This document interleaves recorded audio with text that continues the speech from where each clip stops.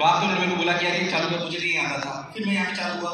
एक अच्छी बात मैं आपसे बात बोलना चाहता हूँ कि हम आईटी में बच जाते हैं कभी गलतफहमी पाल लेते हैं, कोई गलत आ सकता है, बट उसमें भी मैं बात करूंगा। बट मेरा कहना है कि कुछ बातें हमारे माँ बाप ने हमें सिखा के भेजी होती है, यस और नो, है ना। वो हो सकता है कि उनकी ग्रेजुएशन इतनी स्ट्रांग ना हो या वो इतने बड़े एजुकेशन में ना रहे हों, बट उनकी बहुत सारी चीजें हमें सीख रहे थे। हमारी माता जी ने बहुत अच्छी बात बोली थी जो आज लोग जानते हैं, मैं बार बार रिपीट करता हूँ, फिर भी बोलता हूँ।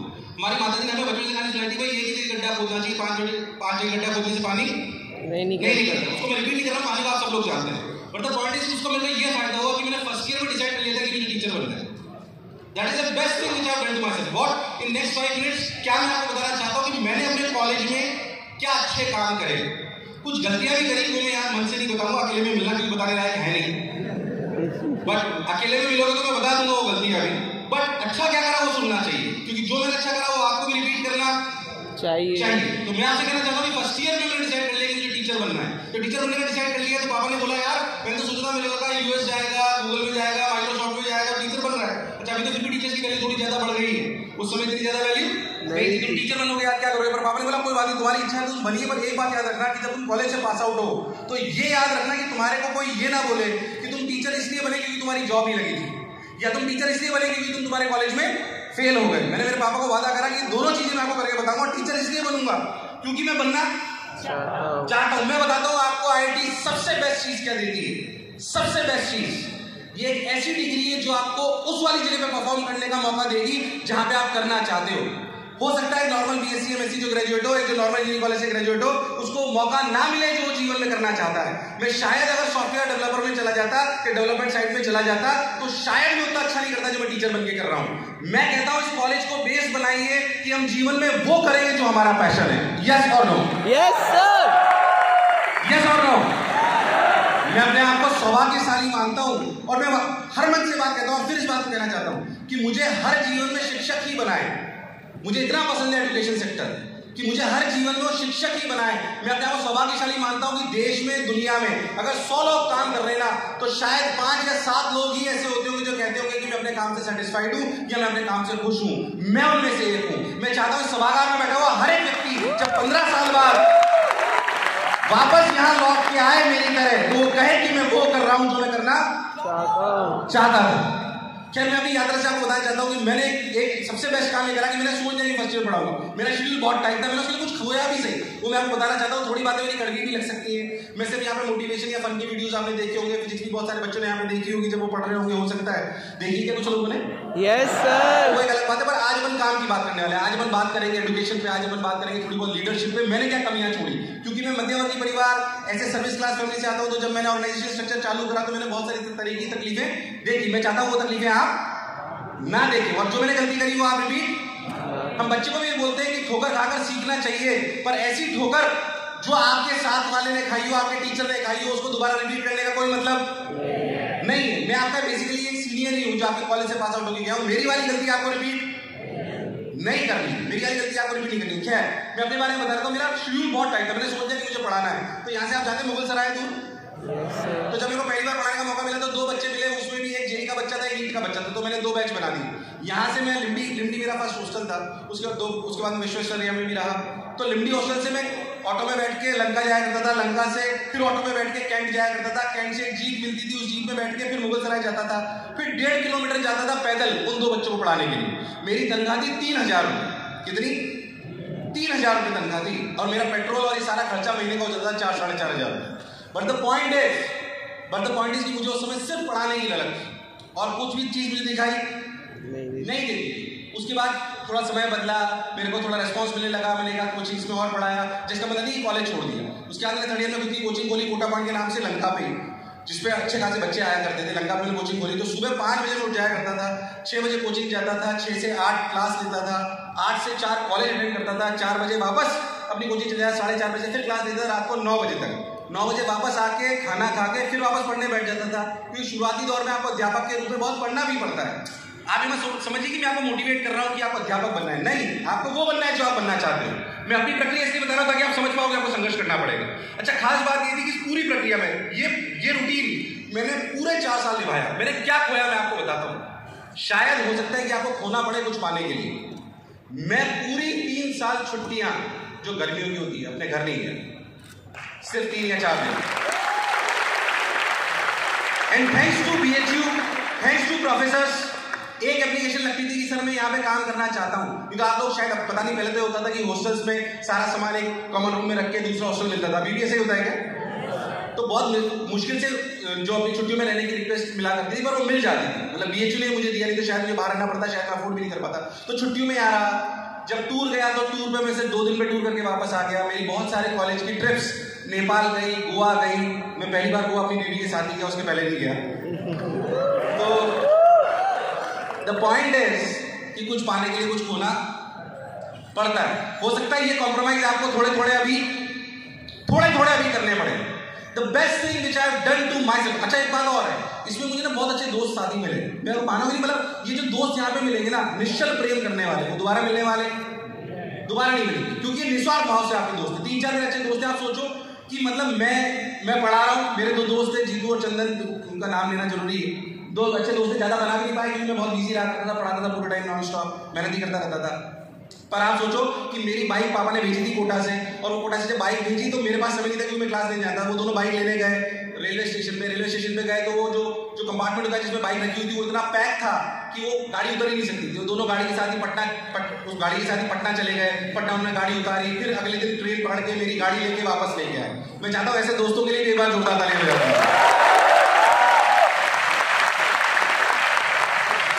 ये दोस्त नहीं मिलने वाले दोबारा। पर अच्छे दोस्त आप कमाते हो। मैं कह रहा हूँ आपके 1000 दोस्तों से फर्क नहीं पड़ता, पर 2-4 अपने दोस्त अच्छे होने चाहिए जो रियलिटी में आपके लिए काम करें। आप विश्वास नहीं मानोगे कि मेरे को जब आपको पता होगा वैसे कि जब जॉब लगती है तो मेरे जो दोस्त थे, मेरा सिलेक्शन हुआ। वैसे मेरी 3 जॉब लगी थी मैंने pass out from the college, उसमें से एक थी IBM में। तो IBM में नौकरी लगी तो मेरे को, आपको पता है पहले टेस्ट होता है, रिटर्न होता है, 4th ईयर वालों का हुआ होगा, है ना। तो रिटर्न होता है, तो मेरे को तो कंप्यूटर का कुछ आता ही नहीं था, पर कंप्यूटर की मेजर मास रिक्रूटर कंपनी जाया करती थी। तो जो है उन्होंने मेरे को बुलाया, मतलब उन्होंने मेरे दोस्तों ने मेरे को बोला, मैं कोचिंग ले रहा था, उन्होंने बोला मेरे को कि आजा भाई तेरे को टेस्ट दिला के लाएंगे। मेरे को तो कुछ आता ही नहीं है। तो मैं बीच में बैठ गया, 3-4 आजू बाजू बैठ गए और टेस्ट उन्होंने ही कराया है। तो ultimately without any knowledge of software मैं उस टेस्ट को पार कर गया। फिर मैं IBM की, जिसमें आज मेरे को रहने का मौका मिला, सौभाग्य की बात है। मतलब मैं जीवन में पहली बार ये जो आपका गेस्ट हाउस में रुकने का मेरे को मौका मिला, क्योंकि जब स्टूडेंट होते तो आपको कोई घुसना भी नहीं देता है। या तो आप किसी कमेटी के मेंबर हो तो आप घुसने देते हैं, है ना। तो पहली बार मुझे वहाँ रहने का मौका मिला गया, तो वहीं पे मेरा इंटरव्यू हुआ। उसमें IBM में हस्बैंड वाइफ ने मेरा इंटरव्यू लिया। तो उन्होंने बोला कि वाह नितिन, आपके तो सॉफ्टवेयर में बहुत बढ़िया नंबर आए हैं। तो मैं मुस्कुराया, तो वो भी मेरी तरह से समझ के इसको कुछ आता नहीं। तो उन्होंने बोला नितिन तुम्हें सही में क्या आता है? तो मैंने बोला कि फिजिक्स आती है मेरे को। तो उन्होंने मेरे से 2-3 सवाल फिजिक्स के लिए पूछे, और फिजिक्स से पूछ के उन्होंने मेरा सिलेक्शन कर दिया। So I got selected in IBM, ओवेंसिस, फिटजी, बहुत सारी 4-5 जॉब मेरी लगी। अल्टीमेटली मुझे बनना टीचर ही था। खैर, तो मैं आपको सिर्फ ये बातें इसलिए बताना चाहता हूँ कि डिग्री, मैंने उनसे पूछा बहुत आसानी से, क्यों ये हमारी डिग्री कितनी इंपॉर्टेंट है, मैं आपको बताता हूँ। मैं आपको कहता हूँ इस पर से गलतफहमी मत पड़ना, ये भी बात मैं आपको बताऊंगा कि रियलिटी में जब मैंने उनसे पूछा कि सर मेरे को कुछ आता ही नहीं है सॉफ्टवेयर का, आपने क्यों ले लिया, कि हम जब IIT से 70 लोगों को उठाते हैं, कितनों को, या 100 लोगों को जब हम उठाते हैं तो उसमें से 70 अच्छे परफॉर्म करते हैं। ये IIT दिल्ली की ताकत है। पर अभी भी 30 ऐसे होते हैं जो अच्छा परफॉर्म नहीं करते। जब हम किसी नॉर्मल इंजीनियरिंग कॉलेज से बच्चों को उठाते हैं, तो उन्होंने बोला नॉर्मल इंजीनियरिंग कॉलेज से हम किसी बच्चों को उठाते हैं तो 100 में से 70 या 80 बेकार परफॉर्म करते हैं और 20 अच्छा परफॉर्म करते हैं। मैं सिर्फ आपसे कहना चाहता हूं कि दूसरे नॉर्मल इंजीनियरिंग कॉलेज से आए हुए भी बच्चे ऐसे होंगे जो आपसे अच्छा परफॉर्म कर सकते हैं। मैं सिर्फ आपसे ये कहना चाहता हूं कि जो फोकस वाली आदत है ना, again what is take away from my journey in BHU is that कि आपको, मैंने जो बेस्ट डिसीजन लिए वो ये थे कि मैंने अर्ली चूज कर लिया था कि मुझे क्या बनना है, और सेकंड बात हार्ड वर्क करा। क्या हम भी ये दोनों काम कर सकते हैं? यस और नो? यस और नो? आज का सेशन जो मैं आपसे लेने वाला हूं, आप और हम रोज नहीं मिल सकते। मैं कह रहा हूं कुछ टेक अवे लेके जाएं। मैं आपको कोई ऐसी बात नहीं बोलूंगा। मेरे अवगुणों को देखने की बजाय मैंने जो अच्छा करा है वो आपके पास भी होना चाहिए, वो आपके पास भी होना चाहिए। इसलिए मैं आपको कह रहा था first take away from my journey in BHU is that कि आपको फोकस होकर हार्ड वर्क करना है। क्या होकर करना है? फोकस होकर हार्ड वर्क करना है। इसमें कोई गड़बड़ नहीं करनी।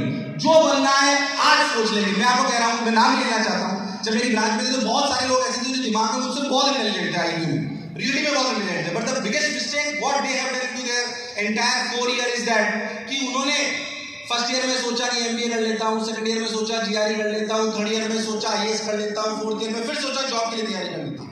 मैं कह रहा हूं अगर आप सेकंड ईयर में, थर्ड ईयर में, जिस भी ईयर में आज हो, आपको आज चूज कर लेना है कि मुझे अगले 5 साल बाद या 10 साल बाद किस कैरियर को अपनाना है। बोलो यस और नो। आवाज आ रही है यस और नो? ये काम हम कर सकते हैं। तो ये टेक अवे है पहली बात। दूसरी बात, मैं आपसे एक अनुरोध करना चाहता हूं, क्योंकि वो बात करना जरूरी है। हो सकता है कि आप क्षेत्र में जाए कि नहीं जाए कोई जरूरी नहीं, बट क्योंकि मैं शिक्षा के क्षेत्र से आता हूं और शिक्षा के क्षेत्र में मैंने निरंतर काम करा है, तो मेरे लिए इंपॉर्टेंट है कि शिक्षा की नगरी में बैठा हूं और शिक्षा की नगरी में ही काम कर रहा हूं, और मेरे को जो भी दिया है तो शिक्षा को मैं प्रणाम करता हूं। क्योंकि हमें कभी भी ऐसा नहीं होना चाहिए जिससे हमें सब कुछ मिला है उस पर हम कृतज्ञता ना दिखाएं, या हम उसका अनुसरण ना करें, या हम उसे भूल जाएं। शिक्षा ने मुझे सब कुछ दिया है। शिक्षा का पर मापदंड अगर मैं आपको रिलेटिव में बताऊं, थोड़ी सी बात शिक्षा पे इसलिए करना चाहता हूं, it is very very important, क्योंकि आप सब उनमें से होंगे जो कहीं ना कहीं शायद आने वाले 10 साल बाद शिक्षा को इन्फ्लुएंस कर रहे होंगे। चाहे आप ब्यूरोक्रेसी में हो सकते हैं, चाहे आप किसी माइक्रोसॉफ्ट गूगल में होकर कोई ऐसी ऐप बना रहे हो जो शिक्षा को इंपैक्ट डाल रहे हो सकता है कि नहीं हो सकता। मैं कहता हूं शिक्षा को देखने का तरीका मैं आपको बताना चाहता हूं। आज से 50 साल पहले शिक्षा कैसे होती थी? जैसे आप और हम पढ़े, आप और हम जैसे मान लीजिए किसी ने बैंक की स्टडी करी, उसने बैंक के लिए पढ़ा, कॉमर्स उसने करी, उसने जो सीखा उसी पर उसको नौकरी मिल गई कि बही खाते ऐसे बनने चाहिए, उसी पर उनको नौकरी मिल गई, कैशियर की नौकरी मिल गई, और जो उन्होंने अपने कॉलेज में सीखा था वही पूरा सीख कर अप्लाई कर उन्होंने अपनी पूरी 50 या 40 साल की नौकरी निकाल दी। यस और नो? अब ये समय जा चुका है। हर 5 साल में इनोवेशन हो रहा है, प्रोसेस बदल रहे हैं। जब मैं बीएचयू में पढ़ता था तो ऑर्कुट फेमस था, तब गूगल के बहुत इनिशियल लेवल की चीजें फेमस थी। आज चैट जीपीटी आ गया है, गूगल भी नया प्लेटफॉर्म ला रहा है। यस और नो? दुनिया रफ्तार में बदल रही है, नहीं बदल रही? तो what is the real meaning of education? Education का मतलब ये नहीं कि तुमने जो कॉलेज में सीखा, मैं तुम्हारे लिए बोल रहा हूं ये बात, और शिक्षा में भी ये होना चाहिए कि तुमने जो आज कॉलेज में सीखा ये इंपॉर्टेंट है, बट इसकी कौन सी प्रक्रिया इंपॉर्टेंट है? Please try to understand my point. प्रक्रिया ये इंपॉर्टेंट है कि आप में ताकत होनी चाहिए कि आप कोई भी नई चीज सीख कर उसे अप्लाई कर सको, क्योंकि अगले 5 साल बाद जो आज आप सीखकर अपनी कंपनी को ज्वाइन कर रहे हो वो अगले 5 साल में फिर बदल जाएगा। तो आप में ताकत होनी चाहिए कि आप उसे सीखकर नई चीज अप्लाई करें। अरे यस और no? Yes sir. So what is the real meaning of education? हमारी ये रेगुलर रूटीन में आदत होनी चाहिए कि हम नई चीज सीखें और उसे अप्लाई कर सके। याद रखना मेरी बात। इसका मतलब क्या है? अगर से क्रक्स में जाएं, इसका मतलब कि हमारे अंदर का विद्यार्थी हमेशा जिंदा होना। अब आगे ये करो, ये जो सीखने की तुम्हारी ललक है ना, ये कभी भी छूटनी नहीं चाहिए, कभी नहीं छूटनी चाहिए, कभी नहीं छूटनी चाहिए। और मैं कह रहा हूं लक्ष्य इतना बड़ा रखना ना कि तुम सोच भी नहीं पाओ उससे भी ऊपर। अपन सब लोग जानते हैं बुर्ज खलीफा जब सबसे पहले बनाया गया था तो सबसे पहले बन गया था कि दिमाग में आया था। कहां पे आया था? दिमाग में। याद रखना ये बात, भूलना मत। इसलिए तुम्हारे भी दिमाग में कोई ना कोई बड़ी चीज आनी चाहिए। शिक्षा का मापदंड बीएटी में यह है कि अपने अंदर स्टूडेंट को जिंदा रखिए। अगर मैं आपको बीएटी में बताऊं तो शिक्षा को हम कंपेयर ही नहीं करते हेल्थ केयर से। आप सभी लोग आईटीएन से, मैं कोई लॉजिकल बातें आपसे नहीं कर सकता हूं, टेक्नोलॉजी में भी बहुत डिटेल में बात नहीं करने वाला, बट बात समझिएगा अच्छे से। आप शिक्षा को देखिए तो शिक्षा को क्या हमें हेल्थ केयर से कंपेयर नहीं करना चाहिए। आप डॉक्टर के पास जाओ और बोलो कि मैं बीमार हूं, तो डॉक्टर आपका इलाज वो क्या करता है? वो आके टेस्ट कराता है, आपसे सिम्टम पूछता है। हम एजुकेशन में क्या करते हैं? हम तो कोचिंग संस्थान भी चला रहे हैं, ऑर्गेनाइजेशन भी चला रहे हैं, स्कूल्स भी हैं, करीबन 40,000 बच्चा हम अक्रॉस इंडिया पढ़ा रहे हैं। पर रियलिटी में जितना बदलाव टेक्नोलॉजी में, सोशल मीडिया में पिछले 20 साल में आया है, क्या आपको लगता है पिछले 20 साल में शिक्षा में उतना बदलाव आया है? नो सर, नहीं आया है। हमें उसे हेल्थ केयर की तरह कंपेयर करना चाहिए कि आज की तारीख में अगर कोई बच्चा है तो उसके पास कस्टमाइज सॉल्यूशन होनी चाहिए कि वो इस जगह वीक है, वो इस जगह वीक है, वो इस जगह वीक है। हम उसे कंपेयर करते ही नहीं हेल्थ केयर की तरह। सबको एक ही तरीके का खाना खिलाते हैं, किसकी क्या कमी है उससे हमें कोई लेना देना नहीं। मैं आपको छोटी सी बात और मैं कहता हूँ, आप एक बात तुम सब लोग जानते हो, अगर तुम 5 दोस्त मिलकर मोबाइल साइड में रखकर अगर तुमने करा हुआ ये बात और तुमने ट्राई भी करा हुआ, नहीं करा तो ट्राई करके देखना। तो 5 दोस्त एक जगह बैठकर अपने मोबाइल को चुपचाप रखकर और बोलना कि यार मुझे टी-शर्ट खरीदनी है। आपको 5 को अगले दिन से अलग अलग जगह पे टी-शर्ट के ऐड दिखने लगते हैं। यस और नो? आप सर्च कर लो आज की तारीख में कि मुझे खरीदना है, आपको हर सोशल मीडिया प्लेटफॉर्म पे वो दिखने लगता है। This is customization. अब आप सोच के देखो जो मैं आपको कह रहा हूं, क्या ये टेक्नोलॉजी हमारी शिक्षा में नहीं होनी चाहिए? हमने एंटरटेनमेंट इंडस्ट्री जो एंगेजमेंट इंडस्ट्री, क्योंकि वो 800 करोड़ लोगों पर है, क्योंकि वो पूरी दुनिया में लग सकती है। हमारी शायद शिक्षा 70.5 करोड़ लोगों पे लगती है पूरी दुनिया पे, क्योंकि इसकी मार्केट साइज छोटी है, क्योंकि पूरी दुनिया शायद पैसे से ड्राइव होती है। पर मुझे एक बात बताइए कि ये हायर टेक्नोलॉजी एंटरटेनमेंट में ज्यादा लगनी चाहिए कि एजुकेशन में ज्यादा लगनी चाहिए? में ज्यादा लगनी चाहिए, हम उसे नहीं लगा रहे हैं। मैं मानता हूं कि हमारी मार्केट साइज छोटी है, पर वहां पे रिक्वायर्ड है। आपको नहीं लगता कि अगर 5 बच्चे बैठकर ये बात कर रहे हैं कि यार मुझसे, तो थोड़ी सी आपके आईटी के टाइम की बातें करूंगा कि यार मुझसे जो है कैपेसिटर में आरसी सर्किट के सवाल नहीं होते, 3 बच्चों ने अगर ये बोल दिया तो उन तीनों को अगले दिन आरसी सर्किट के सवाल और उनके मोबाइल पर क्या उनको आरसी सर्किट से रिलेटेड वीडियोस दिखने चाहिए? यस और नो? Yes sir. अगर आज आपको, आप जो भी जिसमें आप सेरामिक में कोई काम कर रहे हो, आपको हो सकता है कि सेरामिक में सेमीकंडक्टर्स बनाने की कोई प्रक्रिया सिखाई जा रही हो, उसमें अगर आपने 3 दोस्तों ने सोच लिया कि यार ये वाली हमारी कमी है, तो अगले दिन आपके मोबाइल फोन में उसका सॉल्यूशन दिखाई देना। This is what education is. ये हम मिस कर रहे हैं। अगर आप मुझसे पूछे व्यक्तिगत रूप से, हालांकि मैं खुद का ब्रांड प्रमोशन करने यहाँ पे, but what is my goal? My goal is to make sure कि एजुकेशन को इतना इनोवेट करा जाए कि जो सोशल मीडिया पे हो रहा है, सोशल मीडिया में जितना कस्टमाइजेशन है वो हमारे पास भी होना। अरे यस और नो? क्या मैं आपसे एक मंच के माध्यम से कहता हूं, मैं आपको बहुत गौरव के साथ एक बात बोल सकता हूं कि एक वीडियो भी हमने एक मशीन की बनाई है, आप उसको देखिएगा। आपसे एक छोटी सी बात कर रहा हूं, आने वाले साल में हम हमारे हर बच्चे को कस्टमाइज्ड प्रैक्टिस सेट्स दे रहे हैं, मतलब उनकी कमियों पर बेस्ड, उनकी कमियों पर हर बच्चे को रोज अलग सीपीएस मिलेगी। मैं अपना प्रमोशन नहीं कर रहा हूं, डोंट वरी, बट ये इंडिया की फर्स्ट मशीन है, देश की फर्स्ट मशीन हो सकती है जिसमें मशीन लर्निंग एआई लगी हुई है, जो बच्चों को बताती है कि वो किस जगह वीक है, वो कौन से सब टॉपिक में वीक है, उसकी एक्यूरेसी कम है, उसकी स्पीड कम है। रिजल्ट देखोगे 2 मिनट का video, you will understand it कि हमने क्या बनाया है। Can we start it please?